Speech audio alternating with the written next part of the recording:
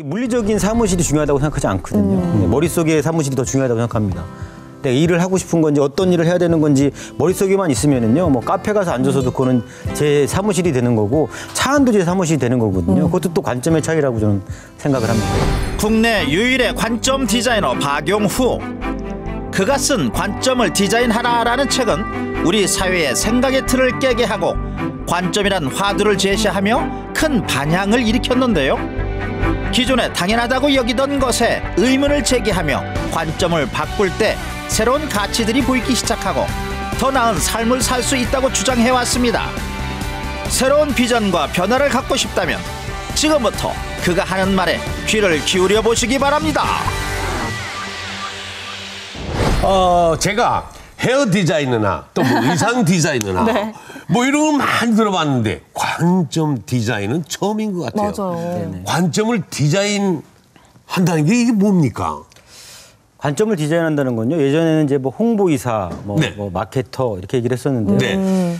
제가 이제 우리 톡이라고 하는 그 회사랑 일을 하면서 홍보 넓게 알리는 게 목적은 아니지 않을까. 그래서 깨달은 게 뭐였냐면 사람들의 관점을 바꿔서 생각을 끌고 나가는 게 더 중요한 거구나. 예. 그래서 관점을 디자인하기 시작한 거죠. 그냥 알리려고 노력하는 게 아니라 사람들의 생각을 내가 원하는 방향으로 좀 이렇게 옮겼으면 좋겠다. 그 생각을 하다 보니까 관점을 옮겨야 되겠더라고요. 그래서 관점을 디자인하라는 직업을 제가 창직을 한 거죠. 그럼 어떤 조언자 같은 역할을 해주시는 건가요? 디자인, 이게 틀을 잡는 거죠. 이 관점으로 생각할 수 있도록 생각의 축을 옮기는 작업을 하는 거죠. 생각의 축을 옮긴다. 네. 이분이 정말 어느 정도 유명한 분이냐면요. 네. 명함이요. 16개나 된다고 합니다. 정말 16개의 명함을 갖고 계신 건가요?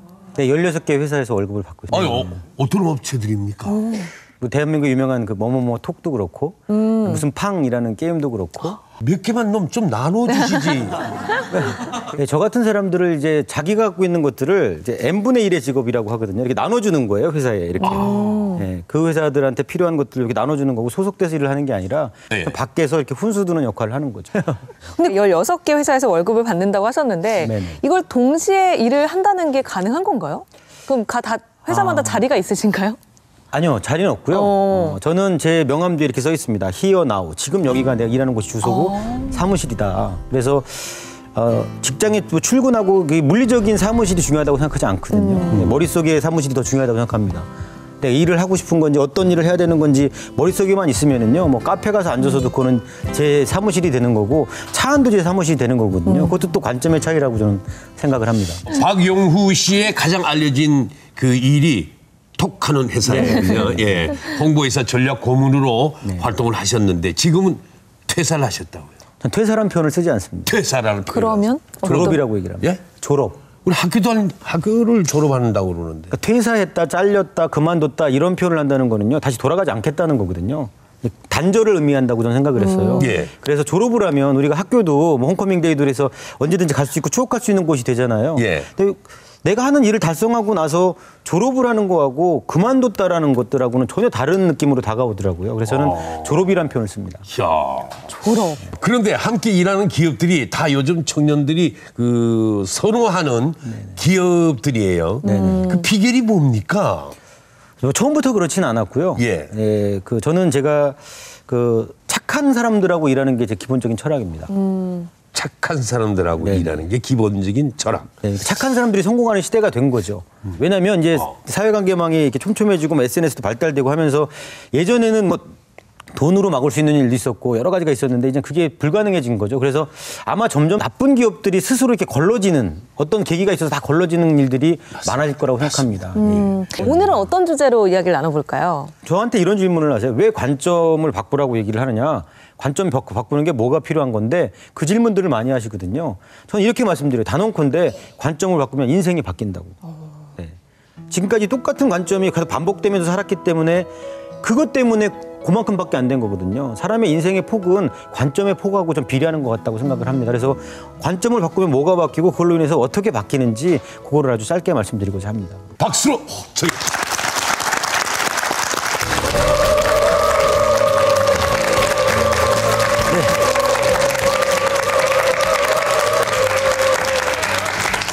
네, 반갑습니다. 저는 관점 디자이너라는 특이한 직업을 가진 박용우라고 합니다. 제가 이렇게 설명을 드려야 될 것 같아요. 제가 하는 일들, 이런 회사들 쭉 저한테 월급 주는 회사, 월급 줬던 회사들입니다. 제가 조금 알려지게 된 거는요. 한 달에 13번 월급 받는 남자라고 해서 유명해졌었어요. 네, 지금은 한 달에 16번 월급을 받고 있습니다. 첫 번째로 드려야 될 얘기가 이런 것 같아요. 여러분 직업이 뭐냐고 물어보면 뭐라고 답을 하실 거예요. 저기 직업이 어떤 직업을 꿈을 갖고 있는 사람도 있고 여러 가지가 있을 텐데 직업이 뭡니까? 보통 분들한테 직업이 뭐냐고 물어보면은요. 굉장히 회사원입니다. 이렇게 여러 가지 대답들을 합니다. 그런데요. 질문을 좀 바꿔서요. 여러분의 직은 무엇이고 업은 뭡니까? 이렇게 질문을 바꿔보면요. 생각이 다 달라집니다. 직이라는 건 뭔가 바뀌고 변화하고 이런 것들도 있을 수 있지만 업이라는 거는 뭔가 철학을 가지고 오래 해야 될 것 같다는 그런 생각도 들기도 하죠. 자, 그럼 세 번째 질문을 한번 해볼까요? 미용사라는 직업이 있어요. 아시죠? 어떤 사람한테 직업이 뭐냐고 물어봤더니 미용사라고 대답을 했어요. 어떤 분한테 또 직업을 물어봤더니 뭐라고 대답을 하는지 봤더니요. 미장원 주인이라고 대답을 했어요. 어떤 분은 이렇게 대답을 했어요. 자기는 헤어 아티스트라고. 자, 근데 저 세 분의 사람들은 똑같은 일을 합니다. 머리를 커트하고 염색하고 파마하고 이런 일을 똑같이 하거든요. 근데 세 분들이 일하는 게 똑같을 거라고 생각하세요? 전혀 다릅니다. 똑같은 일을 하는데도 불구하고 자기 직업이 뭐라고 정의를 내려느냐에 따라서도 전혀 다르게 일을 한다는 거죠. 저는 제 직업은 관점을 디자인하는 사람이라는 뜻인 이제 퍼스펙티브 디자이너, 관점 디자이너라는 직업이 제 직업입니다. 없는 직업을 제가 만든 거예요. 우리 젊은 친구들도 있는데 이 말씀을 드리고 싶어요. 기존에 있던 틀, 어떤 직업에서 자기 꿈을 맞추는 게 아니고요. 자기가 좋아하는 일을 이걸 직업으로 바꾸면 뭘까? 이렇게 한번 바꿔보는 것도 좀 생각을 해봤으면 좋겠습니다. 첫 번째 이야기는 제 친구 얘기를 해야 될 것 같아요. 이 사람 누군지 아시나요? 잘 모르시죠? 네, 제 친구입니다. 근데 저 친구는 뭘 한 친구냐면 NHN이라는 회사를 창업했던 친구고 카카오톡을 만든 친구예요. 엄청난 이제 부자죠. 네. 그런데 왜 이 친구 얘기를 하냐면요. 제 인생이 5년 전에 바뀌는 데 있어서 가장 중요한 역할을 한 친구가 저 친구입니다. 제가 2009년도에 사업을 하다가 속된 표현으로 쫄딱 망했어요. 그래서 어머님한테 2만 원씩 받아서 살던 때가 있었습니다. 한 달에 제가 40만 원씩 받고 산 거예요. 근데 이제 망하고 나서 그 망한 돈 중에는 이 친구가 빌려줬던 돈이 상당히 많이 포함되어 있었어요. 그래서 어쨌든 정리를 해야 될 것 같아서 2010년도 5월 달에 이 친구를 만나서 얘기를 했어요. 범수야 미안한데 리먼 브로더스 사태라는 게 터지면서 내가 망했다. 내가 네 돈을 못 갚겠다 이렇게 얘기를 했어요. 그랬더니 괜찮다고 저 오히려 위로를 해주더라고요. 굉장히 착한 친구입니다. 네. 네가 일부러 그런 것도 아닌데 이러면서 굉장히 천사표 친구예요. 너는 뭐를 하냐고 물어봤어요. 그랬더니 자기는 NHN이라는 회사를 나와가지고 회사를 또 창업한 거예요. 조그만. NHN이라는 회사가 큰 회사잖아요. 직원이 3,000명 정도 되는. 그런데 그 회사를 나와서 자기가 아이유랩이라는 회사를 창업했다는 거예요. 그래서 뭐를 하니? 그랬더니 수많은 사업들을 했는데 다 안 된 거예요. 근데 요즘에 카카오톡이라는 걸 만들었대요. 그래서 내가 물어봤어요. 누가 마케팅을 하냐? 그랬더니 마케팅하는 사람이 없는 거예요. 출산휴가 가가지고. 그래서 마케팅을 안 할 거야? 그랬더니 생각이 좀 여러 가지 생각을 하고 있어요. 그래서 제가 제안을 했어요. 그러면 내가 너한테 빚진 게 있으니까 빚 갚는 심정으로 내가 월급을 안 받고 너네 회사 일을 해주겠다. 지금처럼 유명할 때가 아니거든요. 그래서 제가 홍보기사가 된 거예요. 그때 이런 얘기를 하는 거예요. 용우야 혹시 올드보이라는 영화를 본 적 있냐? 이 말을 하는 거예요. 본 적 있지? 이게 자기 생각을 다 바꿨다는 거예요. 올드보이라는 영화를 보면서 어느 장면이 바꿨냐? 그랬더니 이 장면이 나옵니다. 이 포스터에 보면 15년의 강금 5일간의 추적이라는 이 부제가 붙어 있잖아요. 15년 동안 그 사람을 가둬둬요. 근데 유지태가 그런 말을 합니다. 최민식한테. 당신의 진짜 실수는 대답을 못 찾은 게 아니야. 자꾸 틀린 질문만 하니까 맞는 대답이 나올 리가 없잖아. 왜 이유진은 오대수를 가뒀을까가 아니라 왜 풀어줬을까란 말이야. 자, 다시. 왜 이유진은 오대수를 딱 15년 만에 풀어줬을까? 그때 무슨 얘기가 나오냐면 틀린 질문을 하니까 맞는 대답이 나올 리가 없잖아. 이런 말을 딱 합니다. 거기서 자기는 깨달은 게 많았다라는 거예요. 자살하는 사람들도요. 왜 자살하나 봤더니 질문을 잘못해서 자살하더라는 거예요. 내가 죽어야 되나 살아야 되나 이렇게 질문하면 산다 죽는다 해서 답을 찾고 있더라는 거예요. 질문이 답을 한정한다는 걸 발견한 거예요. 어쨌든 김범수라는 사람이 발견한 건 여러 가지들을 발견했다는 거예요. 근데 저는 이 말을 듣고 집에 들어가는데 생각이 많아지는 거예요. 나는 올바른 질문하면서 하는 걸까? 아닌 것 같더라고요. 김범수가 발견한 건 이거였어요. 답에 몰두하기보다는 질문을 먼저 보면서 좀 더 현명한 판단을 하게 되더라. 그 얘기를 했어요. 우리는 질문하지 않고 그냥 그대로 답 찾기를 하는 것들이 많더라는 거예요. 우리 우등생이라고 말하는 사람들도 선생님이 가리키면 그냥 열심히 듣고 외우고 해서 문제를 잘 푸는 애들이었지 질문을 잘하는 친구들이 우등생이 아니었던 거예요. 우리는 만약 회사에 입사를 딱 하고 나면 사령장 받고 나서 자기 이게 그 부서를 배치를 받으면 그냥 여기서 어떻게 잘할까 이것만 한다는 거예요. 내가 왜 이 부서에 배치를 받았고 내가 어떤 일을 할 거고 이런 생각 안 한다는 거예요. 그냥 질문 없이 바로 답 찾기에 들어가고 그게 관성이 돼서 그게 인생이 되더라는 거예요. 어쨌든 저는 홍보이사가 되고 나서 질문이 하나 생겼어요. 나 뭐 해서 먹고 사는 사람일까? 이게 좀 궁금했어요. 근데 홍보이사라는 타이틀이 붙어 있는 거예요. 홍보이사, 넓게 알리는 게 제 일인 거예요.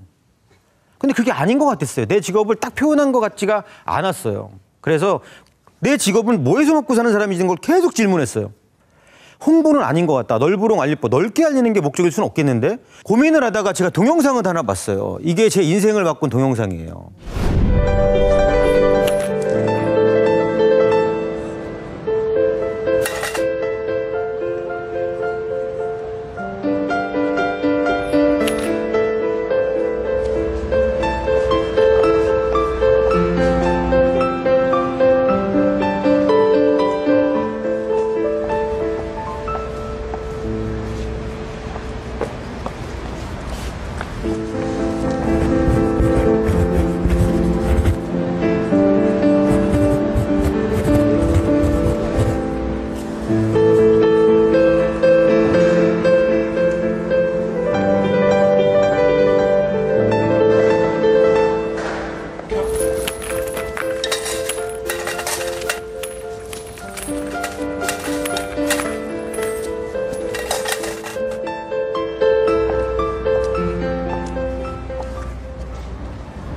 What did you do to my sign?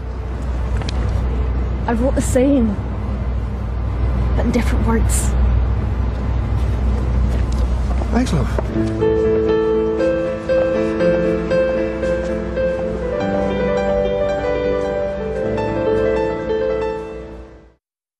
이걸 보면서 많은 걸 깨달았어요. 지금 맹인 거지가 동냥을 하는데 나는 장님입니다. 도와주세요. 이렇게 했던 문구를 지나가던 여자가 문구를 바꿔주잖아요.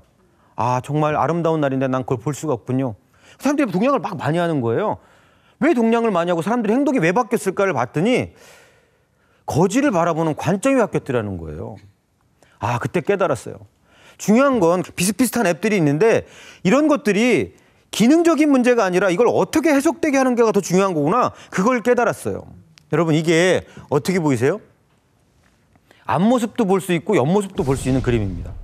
그런데 저걸 앞모습으로 보거나 옆모습으로 보는 것은 그림이 아니라 관점 때문이더라는 거예요. 이렇게 옆모습으로 보려고 하면 옆모습으로 보이고 아, 이거 앞모습인데 그러면 앞모습으로 보이고 관점이더라는 거예요. 전 그거를 발견한 거예요. 그리고 나서 제가 제 직업을 선언했어요. 나는 관점 디자인하는 사람입니다. 이렇게 선언을 하고 일을 하기 시작했어요. 그런데 이렇게 보니까 모든 것에는 여러 면이 존재하고 여러 가치가 공존하고 있더라는, 함께 있더라는 거예요. 똑같은 사람인데도 사람들이 해석이 달라지잖아요. 그죠? 그런데 그 중에서 어떤 면을 강조하고 어떤 가치가 도드라지게 해서 어떻게 해석되게 만드느냐에 따라서 사람들은 판단을 다 바꾸더라는 걸 전 깨달았다라는 거예요. 이게 외국에서 관점만 바꿔서 제품을 다르게 해석되게 만드는 사례입니다. 네모난 모양의 과자인데요. 저 회사는 다이아몬드 모양이라고 이제 관점을 바꿔놓은 거예요. 그랬더니 사람들이 저거를 요 사각형은 오래된 거고 지루한 거고 다이아몬드 모양은 새롭고 익사이팅한 거다. 이런 관점으로 틀었더니 사람들이 그렇게 해석하기 시작하더라는 거예요. 그래서 이런 포스터도 만들어서 다이아몬드는 새로운 거, 사각형은 올드한 거 이런 관점을 계속 심어줬어요. 그랬더니 사람들이 이렇게 해석하더라는 거예요. 이거 다이아몬드 모양인데 제품을 바꾼 게 하나도 없어요. 사람들의 관점만 건드린 거죠. 그랬더니 또 그런 사람들도 있잖아요. 나 옛날 제품이 좋은데 이런 사람 있잖아. 사격이 좋은데 그랬더니 이 사람들이 신제품 하나 더 발표해요. 바로 콤보팩이라는 거를 발표해요. 제품을 발표한 게 아니라 그냥 똑같이 커버만 바꾼 거예요. 근데 사람들은 과자를 쏟아놓고 모양에 따라서 이건 다이아몬드 모양인데 이건 사각형인데 이렇게 해석하더라는 거예요. 야, 저걸 보면서 제가 깨달은 게 또 하나 있었어요. 뭐냐면 이거다. 마케팅, 우리 마케팅에 대해서 많이 얘기를 하는데 마케팅이란 고객의 관점을 바꿔서 우리 제품이나 서비스를 다르게 생각하게 만드는 거다. 이렇게 생각을 했어요. 여러분, 냉동 건조식품 드시고 싶으세요? 인스턴트 갖고 별로 안 먹고 싶을 겁니다. 안 드시고 싶을 거예요. 근데 그럼 어떻게 바꾸면 여러분들이 드시고 싶을 마음이 들게 할까요? 저 그걸 고민했어요. 얼리고 말려서 맛을 가둔 나물 이렇게 바꿨어요. 그러니까 냉동 건조식품이에요. 인스턴트가 아니라 얼리고 말려서 맛을 가뒀어요. 그러니까 사람들이 전혀 다르게 받아들여주는 거예요. 야, 이런 거구나. 그걸 깨닫고 나서 저는 제 인생이 싹 다 바뀌기 시작했어요. 제가 아까 처음에 보여드렸던 회사들 지금 우리나라 10대 벤처기업 중에 5개가 제가 함께하는 회사들입니다. 어떻게 5개의 회사가 한 사람이 어떻게 홍보이사일까요? 제가 한 건 사람들의 관점 바꾸는 일만 했는데 놀라운 일이 벌어지더라는 거예요. 미국의 컴퓨터 과학자 앨런 케이가 이런 얘기를 했어요. 관점의 차이는 IQ 80점의 차이랑 똑같다. 그래서 똑같은 일인데 어떤 관점으로 해석되느냐에 따라서 플러스 관점이 해석되는 것과 마이너스 관점이 해석되는 거는 IQ 160점짜리가 기획한 거랑 똑같은 결과를 만들어내더라는 거예요. 제품이나 뭐 이런 게 중요한 것도 중요하지만 그것만큼 중요한 게 그것에 대해서 어떤 관점을 갖고 해석하느냐, 그게 중요하다는 거를 저는 깨달았다라는 거예요. 근데 보니까 관점이 바뀌면 뭐가 바뀌는지 봤더니요, 정의가 바뀌는 거예요. 마케팅 학교에서 배웠거든요. 뭐 포피가 어떻고 프라이스, 프로모션 뭐 여러 가지 배웠는데 저는 마케팅을 뭐라고 정의 내렸냐면 그냥 고객 관점 바꿔서 우리 제품이나 서비스를 다르게 생각하는 게 만드는 거다. 그렇게 했더니 사람들이 놀라운 일이 벌어지더라는 거예요. 관점이 바뀌니까 그것에 대한 어떤 단어에 대한 정의가 바뀌는구나. 이것도 또 깨달았어요. 자, 여러분 이거 한번 생각해 보세요. 아주 평범한 것들을 보고 다시 질문하는 거예요. 제가 인생을 바꾸는 가장 기본적인 것들이 뭐냐고 좀 봤더니 제 인생을 바꾼 걸 봤어요. 그랬더니 아주 평범하게 많이 했던 단어들, 그것들을 다시 보고 다시 질문하는 거예요. 그리고 관점을 바꿔서 정의를 바꿔버리는 거예요. 그러면 그 바꾼 정의, 맞는 생각으로 다시 시작하면 똑같은 것들이 전혀 다른 것들로 다 다르게 보이기 시작한다는 거예요. 인생을 바꾸는 거는 생각을 바꾸는 거고 생각을 바꾸는 관점을 바꾸는 거거든요. 다 연결되어 있는 거라는 거죠. 자, 여러분 이거 한번 정의 내려보실래요? 짜증이라는 단어를 한번 고객들이 막 짜증내는 거예요. 정의 한번 내려보세요. 짜증이라는 단어는 듣기만 해도 짜증이 나죠. 그죠? 근데 어떤 회사에서는요 이렇게 정의를 내렸어요. 우리가 미처 기획할 때 보지 못했던 서비스의 구멍이라고. 저기 한국 아줌마가 네모난 수세미를 보고 짜증을 냈어요. 아저씨, 수세미가 네모난 게 짜증나요. 여러분 같으면 뭐라고 하시겠어요? 이 사람들이 들었어요. 아줌마, 수세미가 네모난 게 왜 짜증이 나세요? 아줌마가 얘기를 하는 거예요. 아니, 컵 같은 거 이렇게 닦을 때 이렇게 밀어넣을 때 양쪽에 걸려가지고 끝이 뾰족해져갖고 밀어넣으면 가장자리가 뜬다는 거예요. 그래서 이렇게 돌려도 이 가장자리가 잘 안 닦인다는 거예요. 아, 아줌마 그럴 수 있겠군요. 그걸 들었어요. 그런 다음에 저걸 저렇게 개선시켰어요. 엄청나게 많이 팔렸다는 거예요. 그래서 그 짜증냈던 아주머니는 명예의사가 되셨대요. 그래 미국까지 다녀오셨대요. 미국 가고 싶으신 분들은 저 짜증 내시면 돼요. 네. 자, 보면 고객의 짜증을 저렇게 정의 내렸기 때문에 행동이 바뀐 거예요. 자, 우리의 행동을 바꾸고 인생을 바꾸는 건 어떤 단어에 대해 정의를 바꾸는 거예요. 자, 여러분. 자, 이 단어를 한번 여러분 정의 내려보실래요? 행복, 성공. 우리는 누구나 다 행복하고 싶고 성공하고 싶어 해요. 근데 우리는 그 행복이나 성공이라는 단어에서 어떤 정의를 갖고 있냐는 거예요. 예를 들어 볼까요? 아빠, 행복이 뭐예요? 라고 아기가 물어봤어요. 그랬더니 아빠가 그렇게 얘기해요. 행복이라는 거는 우리 네 식구가 밥 안 굶고 오손도손 사는 게 행복이야. 그럼 얘는 그게 행복인 줄 알고 그렇게 가요. 근데 어떤 아이가 또 물어봐요. 아빠, 행복이나 성공이 뭐예요? 아, 우리 아들 되게 똑똑하지? 아빠가 봤을 때 너한테 성공이라는 거는 너로 인해서 다른 사람들이 다 바뀌고 행복해지는 거야. 그게 성공이야. 아빠, 그럼 행복은 뭐예요? 그걸 보고 너도 마음이 흐뭇해질 거야. 그게 행복이고 너한테는 성공이야. 그럼 걔는 그렇게 가요. 근데 중요한 게 뭘까요? 똑같이 우리는 행복하고 싶고 성공하고 싶은데 그 단어에 대해서 어떤 정의를 갖냐는 거예요. 여러분 돈 있으면 좋죠. 많으면 좋죠. 그럼 돈이 뭐냐는 거예요. 돈의 정의를 한번 내려보자는 거예요. 그럼 우리는 돈에 대해서 잘 모르고 있다는 걸 깨달아요. 돈이 뭘까? 그냥 많으면 좋다는 거? 그게 아니죠. 돈이 과연 우리 인생에서 뭐냐고 한번 정의를 내려보면 돈에 대해서 내 자세를 결정하게 돼요. 그것도 다 똑같은 돈인데 어떤 관점으로 해석하느냐에 따라서 다 다르게 생각한다는 거죠. 행복도 마찬가지고 성공도 마찬가지라는 거예요. 결국은 단어의 사전적 정의보다 내가 그 단어에 대해서 어떤 정의를 갖고 있느냐, 어떻게 생각하느냐, 그 생각은 정의로서 이렇게 정리가 되거든요. 그게 훨씬 더 중요하다는 거를 깨달았어요. 근데 그 생각을 바꾸고 정의를 바꾸는 건 아까 뭐라고 그랬죠? 관점이 바뀌면 정의가 바뀐다고 그랬잖아요. 그래서 관점을 바꿔갖고 정의를 바꾸는 일은 굉장히 인생에서 중요하다는 거죠. 저는 항상 제가 일화를 드는 것 중에 이게 있습니다. 두 남자가 이렇게 술을 마시기로 했어요. 한 사람은 늦게 도착한 거예요. 근데 추운 겨울인데 술집 앞에서 어떤 할머니가 이렇게 꽃을 팔고 있는 거예요. 할머니, 왜 이렇게 추운 날 하필이면 술집 앞에서 꽃을 팔고 계신가요? 아, 우리 손녀가 너무 아픈데 이걸 팔아야지만 내가 약을 사가지고 갈 수 있다는 거예요.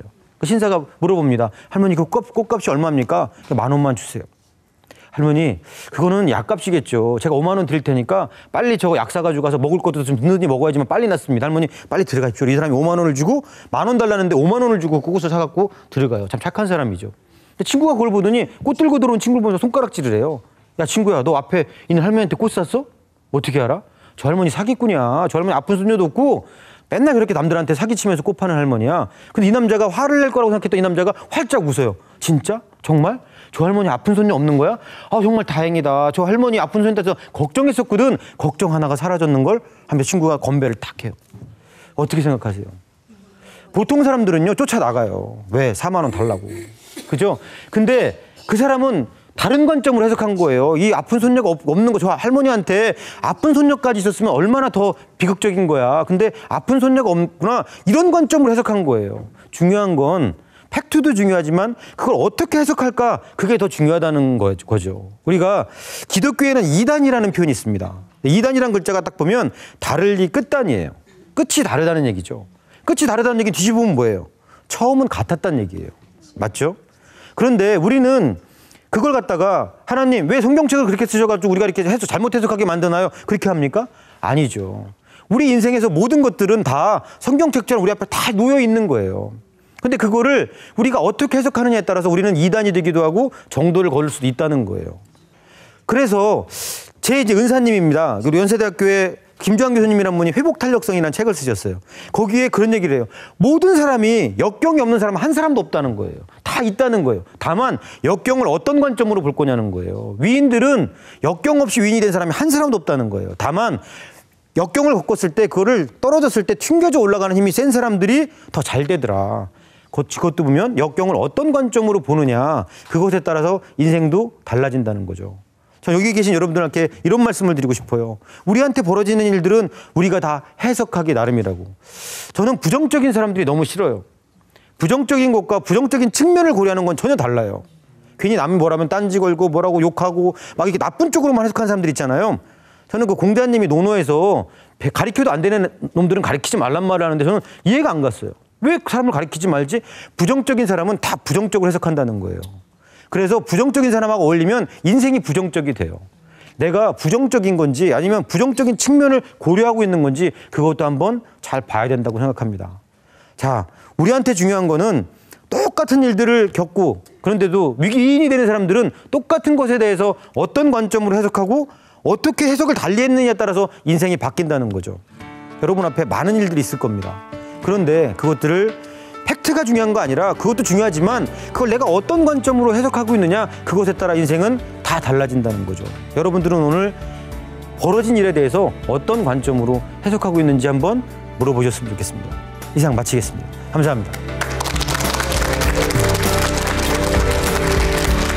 서울대학교에 있는 최인철 교수님이 쓴 프레임이라는 책이 있습니다. 네. 아기를 낳으면 보이지 않던 것들이 막 보이더라는 거예요. 왜 저렇게 뾰족하지? 왜 바닥은 딱딱하지? 그게 뭘까요? 아기가 생기면서 아기에 대한 안전이 염두에 올라가 있는 거거든요. 전 이 말씀을 드리고 싶어요. 염두에 뭐가 있는지 관리하라고. 사람들이 자기 염두에 뭐가 있는지 관리 안 해요. 남들이 자기 염두를 그냥 이렇게 내주는 경우가 많거든요. 그래서 내가 생각에 대한 생각을 하십사하고 좀 말씀을 드리고 싶어요. 내가 이걸 어떤 관점으로 바라보고 있는 거야? 근데 보통 우리는 생각만 하지 내가 어떤 생각을 하고 있는지를 살펴보는 다른 생각을 안 하거든요. 그것도 관점입니다. 그래서 내가 이 관점으로 해석하는 게 맞는 거야? 이 관점으로 해석하는 게 맞는 건가? 어떤 관점으로 해석하고 있는 거지?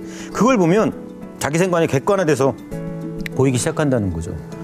그러다 보면 염두 안에 자기 생각을 체크하는 하나의 그 시스템을 하나 더 만드는 거죠. 내가 나를 바라보는 거죠. 불교의 초발심 다경문이라는 책이 있어요. 거기에 이런 표현이 있습니다. 주인공아 청하원하라. 주인공이 나거든요. 근데 거기에 청하원 내 말을 들어라. 그러니까 나와 대화하는 거예요. 그래서 나와 대화할 줄 아는 사람이 남하고 대화 잘하거든요. 예. 그래서 내 안에 나를 감시하는 또 하나의 객관적인 자아를 만들어 놓고 계속 대화하는 거죠. 네. 내가 어떤 생각을 하고 있니? 어떤 관점으로 보고 있는 거니? 계속 물어보면 생각에 내가 보지 못했던 이면들을 보는 경우가 많다는 거죠. 사람들은 이것만 보고 판단을 시작하게 하거든요. 근데 계속 질문하는 거예요. 내가 못 보고 있는 게 뭐지? 그래서 뒷면을 보려면 이 이면에 뭐가 있을까? 이렇게 계속 질문을 계속 해나가면 보려는 노력들을 하면서 보이기 시작하거든요. 예. 근데 안 보려고 생각하면 안 보인다는 거죠. 예.